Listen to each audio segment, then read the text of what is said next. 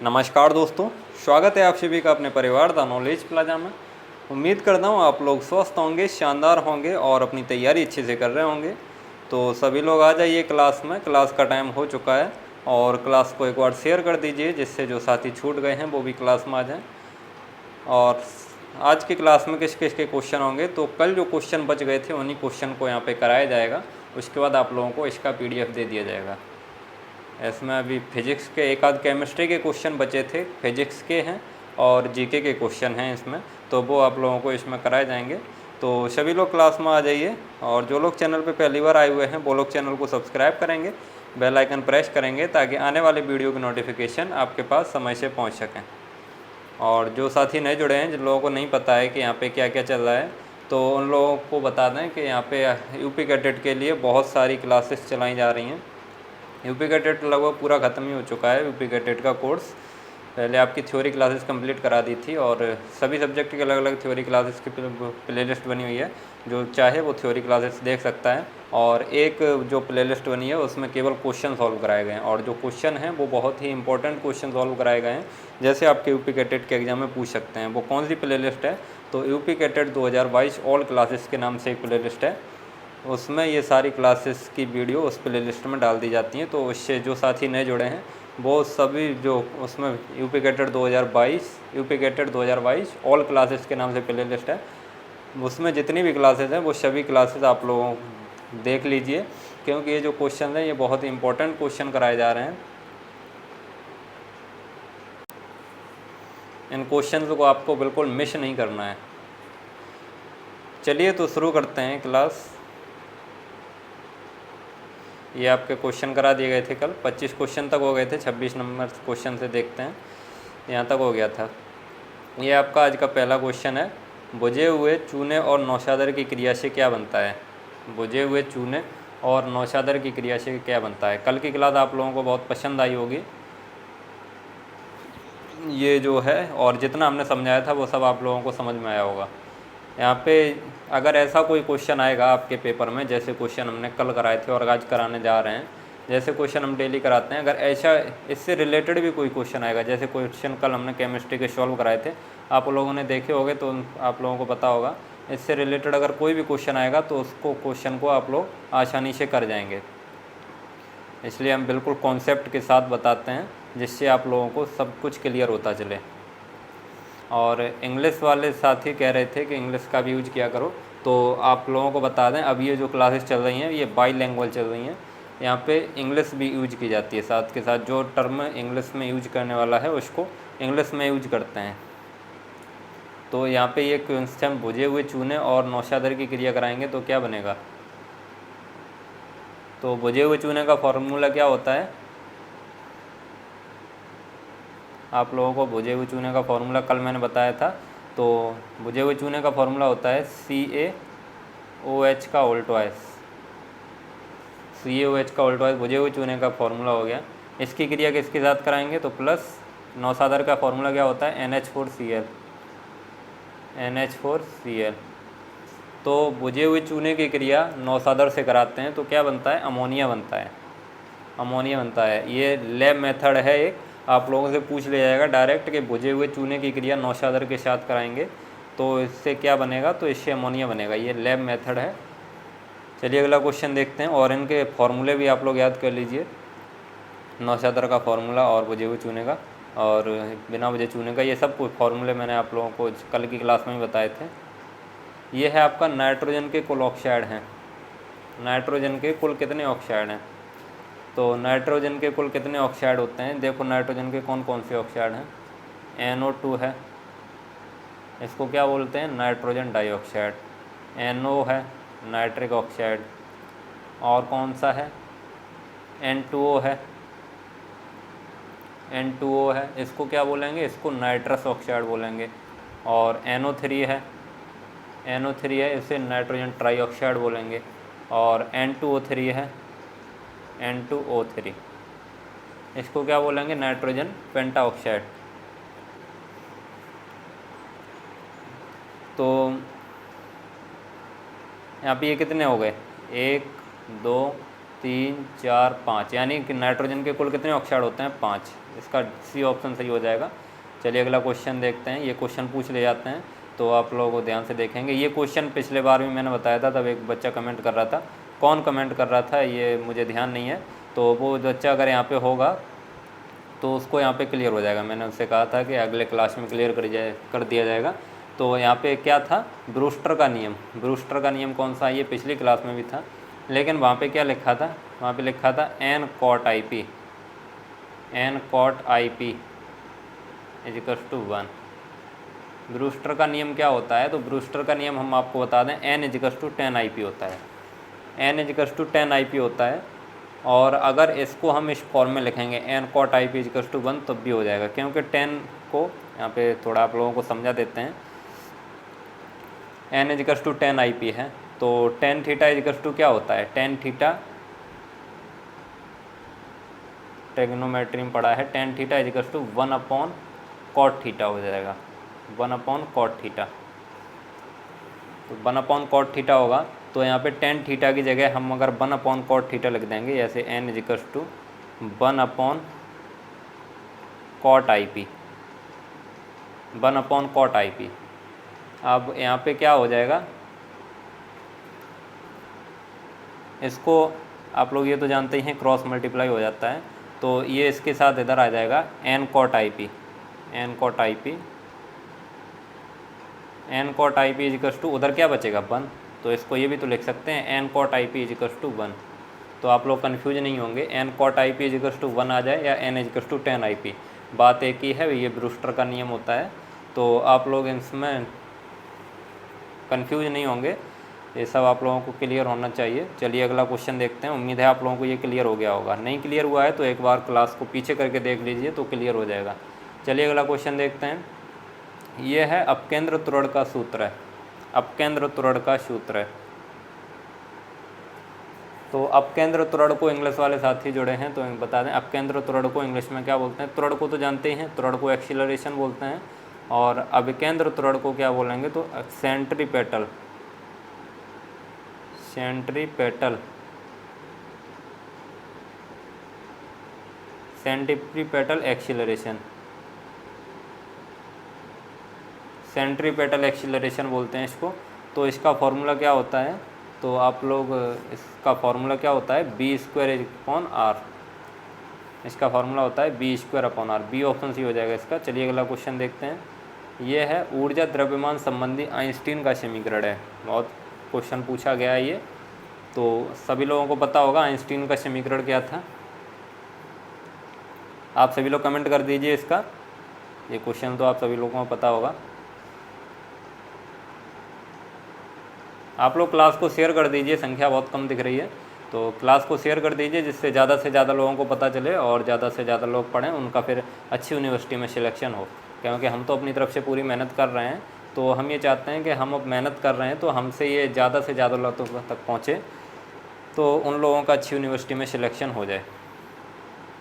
तो आप लोग क्लास को शेयर कर दिया करिए। आप कहीं कोचिंग पढ़ते हैं, कहीं कॉलेज में पढ़े हैं, तो आप लोग दोस्तों से जुड़े होंगे अपने, तो उन सभी दोस्तों को बता दीजिए कि यहाँ पे यूपी कैडेट की तैयारी कराई जा रही है, क्वेश्चन की प्रैक्टिस कराई जा रही है। और पिछले बार भी यहाँ से अच्छे खासे लोगों का सिलेक्शन हुआ था, तो यहाँ से वो लोग अपनी प्रैक्टिस कर सकते हैं। और यहाँ पे एक पेड ग्रुप बना है, पेड ग्रुप बना है, आप लोगों को पता भी होगा, पेड ग्रुप बना है, उस पर इसका PDF प्रोवाइड किया जाता है, अलग से क्वेश्चन प्रोवाइड किए जाते हैं, और जो इम्पोर्टेंट टॉपिक्स के नोट्स हैं वो भी उसी पे प्रोवाइड कर दिए जाएंगे। तो जो बच्चे पेड ग्रुप में ज्वाइन होना चाहते हैं तो उन लोगों को प्रोसेस के बारे में टेलीग्राम चैनल और व्हाट्सएप ग्रुप पे बता दिया गया था। जो लोग उस पर नहीं जुड़े हैं, जो नए साथी हैं, उन लोगों को बता दें, जो लोग पेड ग्रुप में ज्वाइन होना चाहते हैं वो 97 20 80 20 28, 97 20 80 20 28 ये एक टेलीग्राम नंबर है। इस पर आप लोग मैसेज करेंगे, कॉल नहीं करना है आप लोगों को, केवल मैसेज करना है। क्या मैसेज करना है? यूपी कैडेट PDF 2022 लिखकर मैसेज करना है। तो उस पर आप लोगों को प्रोसेस के बारे में पता चल जाएगा, कैसे आप लोगों को पेड ग्रुप में ज्वाइन किया जाएगा। और जैसे ही आप लोग वो प्रोसेस कंप्लीट करेंगे, उसके 5 से 6 घंटे के अंदर आप लोगों को पेड ग्रुप में ऐड कर दिया जाएगा। PCM और PCB वालों के लिए अलग पेड ग्रुप बना है, और पीएजी वालों के लिए अलग पेड ग्रुप बनाए। पीसीएम और पीसीएम वालों को केवल जीके के क्वेश्चंस मिलते हैं। यहाँ पे ये जो क्लासेस कराई जा रही हैं वो केवल पीएजी वालों के लिए कराई जा रही हैं। पीसीएम और पीसी वाले चाहें तो यहाँ से अपना रिवीजन कर सकते हैं, क्योंकि ऐसे ही क्वेश्चन उनके भी होते हैं, तो वो चाहें तो यहाँ से रिवीजन कर सकते हैं।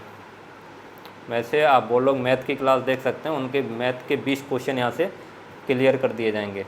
मैथ के 20 क्वेश्चन पूछे जाते हैं, वो सब के सेम होते हैं, तो वो उनके मैथ के 20 क्वेश्चन यहाँ से क्लियर हो जाएंगे। आप लोगों को बता दें, अभी हमारे पास बहुत सारे क्वेश्चन बचे हुए हैं, तो हमें ऐसा लग रहा है कि सारे क्वेश्चन यहाँ पे नहीं हो पाएंगे। जितने क्वेश्चन होंगे उतने क्वेश्चन हम आपको कराने की कोशिश करेंगे। जो नहीं हो पाएंगे वो आप लोगों को उसी पीड ग्रुप पे सेंड कर दिए जाएंगे, मतलब आप लोगों तक सारे क्वेश्चन पहुँचा दिए जाएंगे। ऐसे भी आप लोगों को अलग से क्वेश्चन प्रोवाइड किए जाते हैं डेली, अलग से PDF तो प्रोवाइड किया जाता है, अलग से क्वेश्चन भी आप लोगों को प्रोवाइड किए जाते हैं उसी पीड ग्रुप पे, तो आप लोग उनको डेली का डेली तैयार करते चलिए।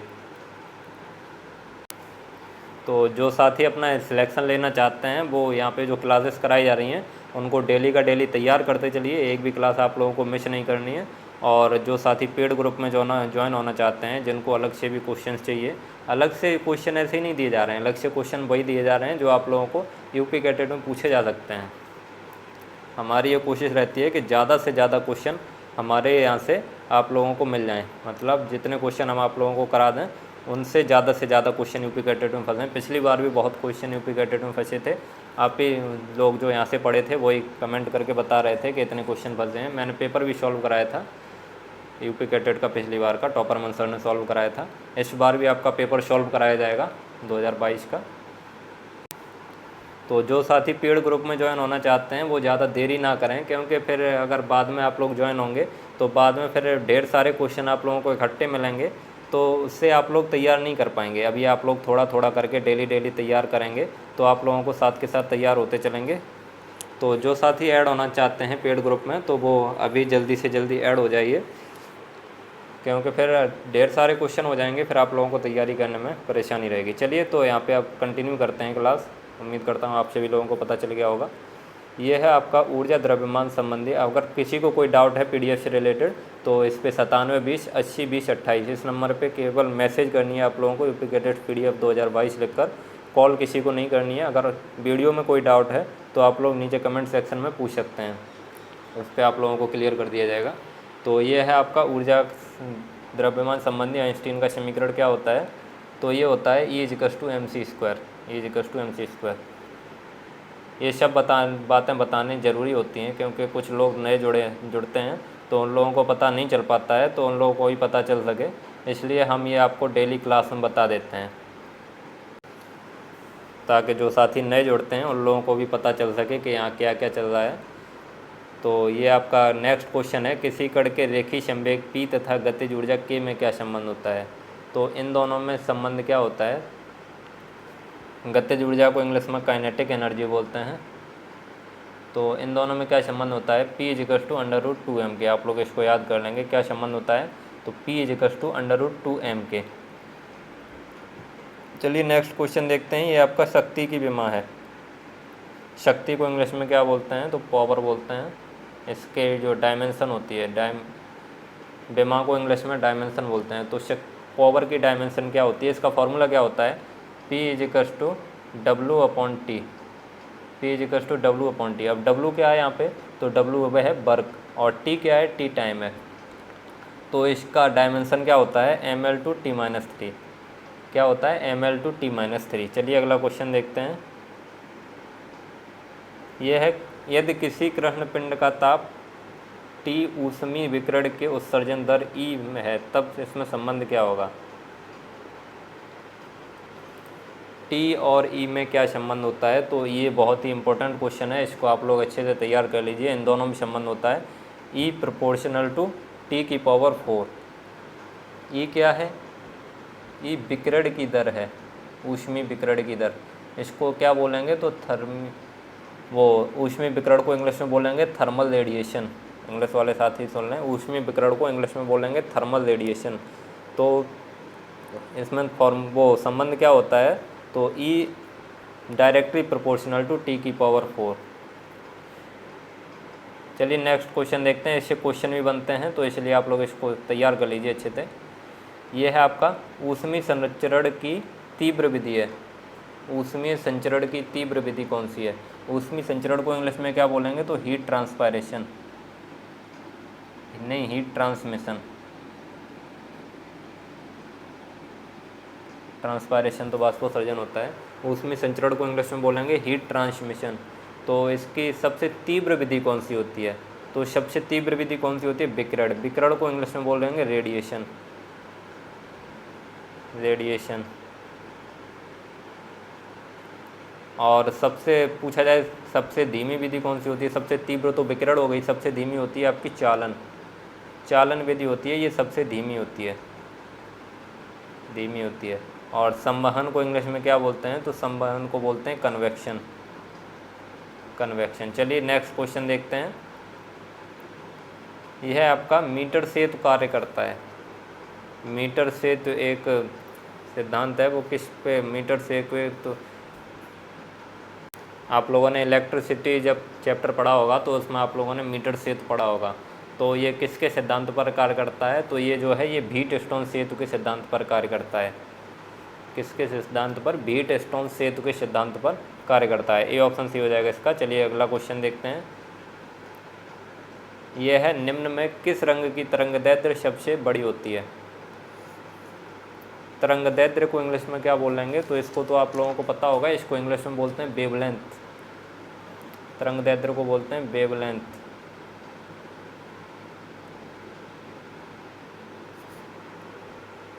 तो सबसे यहाँ पे क्या पूछा है? सबसे बड़ी होती है वेवलेंथ, सबसे बड़ी किसकी होती है? तो लाल रंग की, लाल रंग की वेवलेंथ जो होती है वो सबसे बड़ी होती है। सी ऑप्शन सी हो जाएगा। चलिए अगला क्वेश्चन देखते हैं। इसीलिए जो खतरे के निशान होते हैं वो लाल रंग के बने होते हैं, क्योंकि इसका प्रकीर्णन जो होता है, प्रकीर्णन बहुत कम होता है, सबसे कम प्रकीर्णन होता है, इसलिए दूर से ये दिख जाता है लाल रंग, इसलिए खतरे के निशान जो होते हैं वो लाल रंग के बने होते हैं।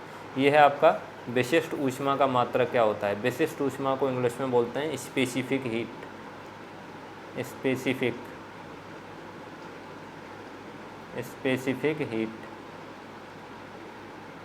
तो विशिष्ट ऊष्मा का फॉर्मूला क्या होता है? इसका फॉर्मूला होता है S = Q upon M × delta T। इसका फॉर्मूला क्या होता है? S = Q upon M × delta T। तो ये जो ट्रायंगल जैसा साइन बनता है इसको डेल्टा बोलते हैं। तो इसका जो यहाँ पे मात्रक पूछा है, मात्रक को इंग्लिश में यूनिट बोलते हैं, तो इसका यूनिट होता है कैलोरी प्रति gram degree Celsius. B option C हो जाएगा इसका, कैलोरी प्रति ग्राम डिग्री सेल्सियस। चलिए अगला क्वेश्चन देखते हैं। उम्मीद करता हूँ आप लोगों को ये सब क्वेश्चन अच्छे से समझ में आ रहे होंगे। एक बार कमेंट करके बता दीजिए आप लोगों को ये क्वेश्चन अच्छे से समझ में आ रहे हैं, जितने क्वेश्चन हम समझा रहे हैं यहाँ पे।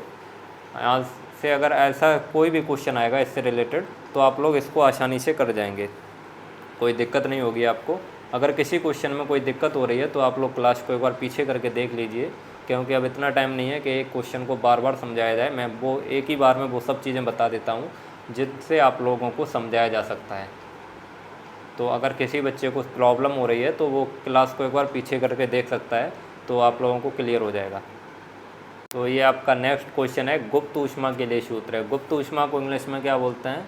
तो इसको बोलते हैं लेटेंट हीट, लेटेंट हीट। मैंने आप लोगों को इसके बारे में पिछली बार भी बताया था। गुप्त ऊष्मा क्या होती है? तो अवस्था परिवर्तन के लिए जो ऊष्मा दी जाती है उसको गुप्त ऊष्मा बोलते हैं। जैसे कोई बर्फ़ का टुकड़ा है, उसे लिक्विड में कन्वर्ट करने के लिए जितनी ऊष्मा दी जाती है उसको क्या बोलते हैं? गुप्त ऊष्मा। तो इसका फॉर्मूला क्या होगा? तो इसका फॉर्मूला होता है, इसका फॉर्मूला होता है L = Q upon M, L = Q upon M। तो Q = क्या होगा? Q = हो जाएगा L × M या LM। तो यहाँ पे Q = LM कौन से फार्मूला में है कि LM या ML, तो ये आपका ए ऑप्शन सी हो जाएगा इसका। चलिए अगला क्वेश्चन देखते हैं। ये आप लोग याद कर लीजिए, इसका फॉर्मूला क्या होता है लेटेंट हीट का? तो L = Q अपॉन M।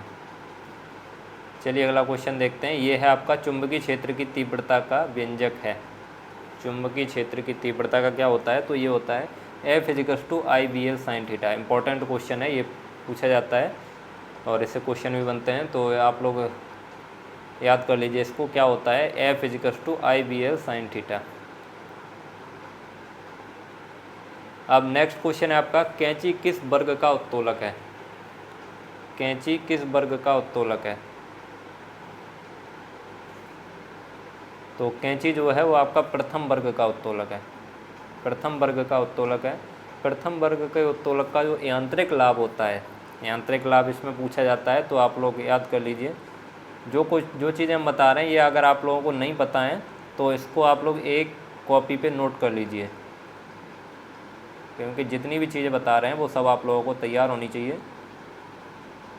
तो प्रथम वर्ग के उत्तोलक का यांत्रिक लाभ क्या होता है? एक भी हो सकता है, एक से कम भी हो सकता है और एक से ज़्यादा भी हो सकता है। और जो तृतीय वर्ग के उत्तोलक होते हैं, तृतीय वर्ग के उत्तोलक का यांत्रिक लाभ हमेशा एक से कम होता है, एक से कम होता है।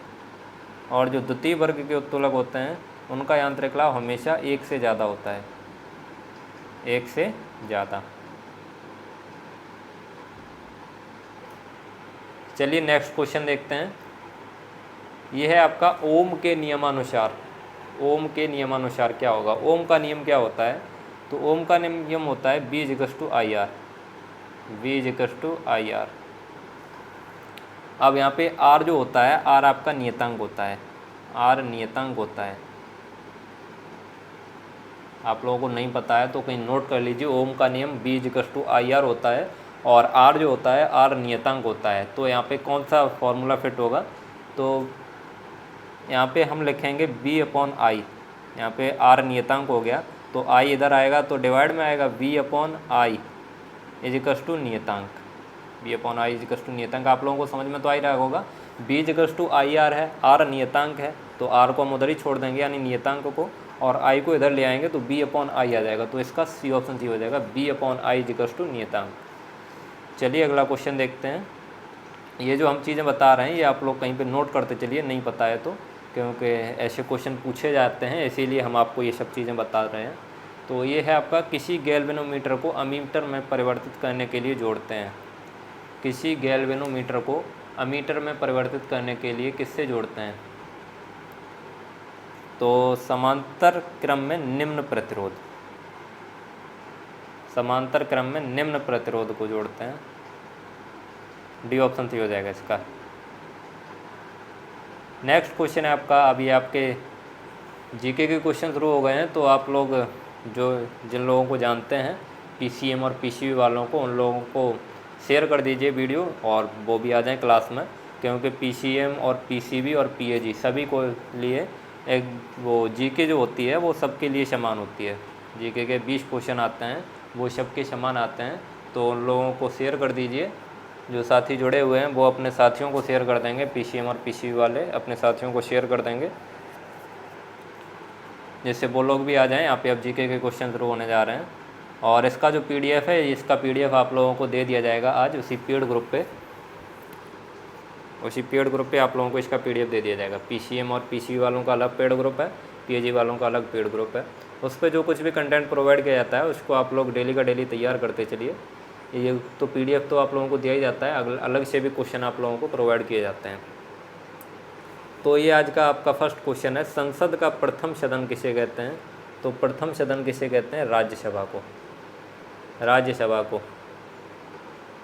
इसको उच्च सदन भी बोलते हैं, उच्च सदन। चलिए नेक्स्ट क्वेश्चन देखते हैं।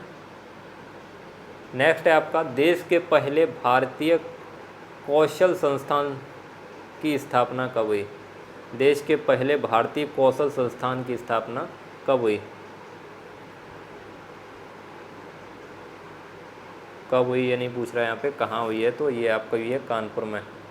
देश के पहले भारतीय कौशल संस्थान की स्थापना कानपुर में हुई है, सी ऑप्शन सी हो जाएगा इसका। नेक्स्ट है आपका, नालंदा विश्वविद्यालय की स्थापना किसने की थी? नालंदा विश्वविद्यालय की स्थापना किसने की थी? तो नालंदा विश्वविद्यालय की स्थापना कुमारगुप्त ने की थी। किसने की थी? कुमारगुप्त ने की थी। और ये ध्वस्त किसने कराया था?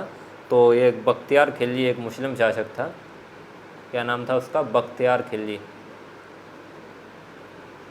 बख्तियार खिलजी ये एक मुस्लिम शासक था।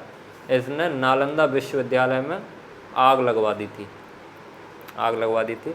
और बताते हैं कि उस विश्वविद्यालय की जो लाइब्रेरी थी उसमें इतनी किताबें थीं कि 3 महीने तक आग धधकती रही थी। यानी कि इतनी किताबें थीं कि 3 महीने तक आग जलती रही उस विश्वविद्यालय में। इतनी बड़ी लाइब्रेरी थी, आप लोग सोच सकते हैं। तो इसको किसने ध्वस्त करवाया था? बख्तियार खिलजी एक मुस्लिम शासक था, उसने इसको ध्वस्त करवा दिया था। इसकी स्थापना कुमारगुप्त ने की थी। चलिए अगला क्वेश्चन देखते हैं।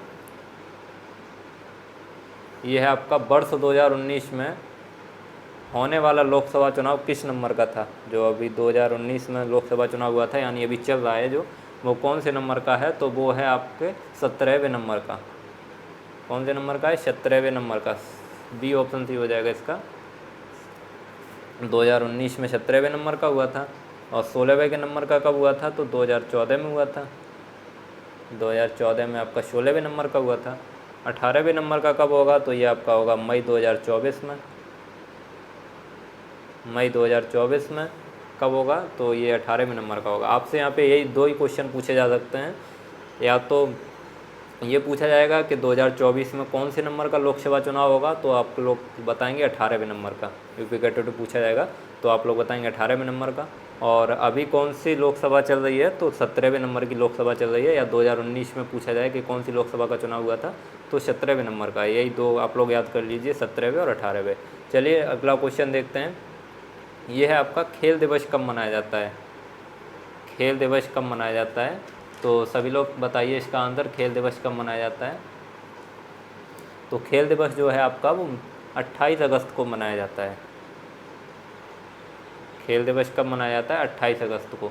ये क्यों मनाया जाता है? तो मेजर ध्यानचंद के जन्मदिवस पर मनाया जाता है। मेजर ध्यानचंद,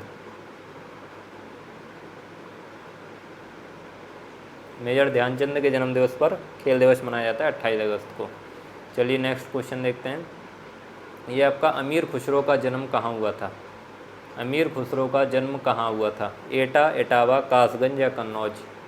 तो अमीर खुसरो का जन्म कहाँ हुआ था? पटियाली कासगंज में। यहाँ का कोई बच्चा है क्या? पटियाली कासगंज, पटियाली कासगंज। तो अब यहाँ पे अमीर खुसरो का जन्म हुआ था। यहाँ का कोई बच्चा है? आप सभी लोग एक बार कमेंट कर दीजिए कौन बच्चा कहाँ से है। सभी लोग कमेंट कर दीजिए एक बार, क्योंकि इधर के बच्चे तो बहुत कम आते हैं। एटा, कासगंज, इटावा, मैनपुरी, यहाँ के बच्चे बहुत कम एग्रीकल्चर पढ़ते हैं। आप सभी लोग एक बार कमेंट कर दीजिए आप लोग कहाँ से हैं।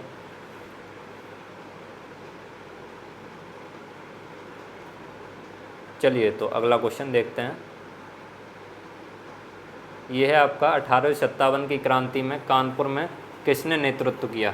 1857 की क्रांति में कानपुर में किसने नेतृत्व किया था? तो कानपुर में जो किया था वो था धोदू पंत। कौन थे? धोदू पंत या नाना साहब। इनके बचपन का नाम था धोदू पंत। तो आप लोगों को ये भी याद होने चाहिए बचपन का नाम किसके क्या है। तो नाना साहब ने किया था। इनके बचपन का नाम था धोदू पंत। आप लोगों को बचपन का नाम भी पूछ सकता है, तो आप लोगों को बचपन के नाम भी याद होने चाहिए। इसके लिए भी एक क्लास चला देंगे, नहीं तो इसका PDF आप लोगों को इसी पेड ग्रुप पे प्रोवाइड कर देंगे। टाइम मिलेगा तो इसकी क्लास चला देंगे इसकी। चलिए अगला क्वेश्चन देखते हैं, और आज का ये लास्ट क्वेश्चन है।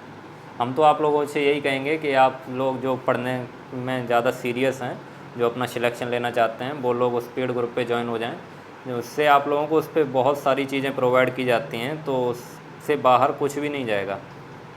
हमारी कोशिश यही रहेगी कि उससे बाहर ना जाए। तो अगर आप लोग उसको पूरा तैयार कर लेंगे तो आपका सिलेक्शन अच्छी यूनिवर्सिटी में हो जाएगा। और चलिए अब ये लास्ट क्वेश्चन देखते हैं। यहाँ पे अटाला मस्जिद कहाँ स्थित है? अटाला मस्जिद कहाँ स्थित है? तो ये है आपकी जौनपुर में।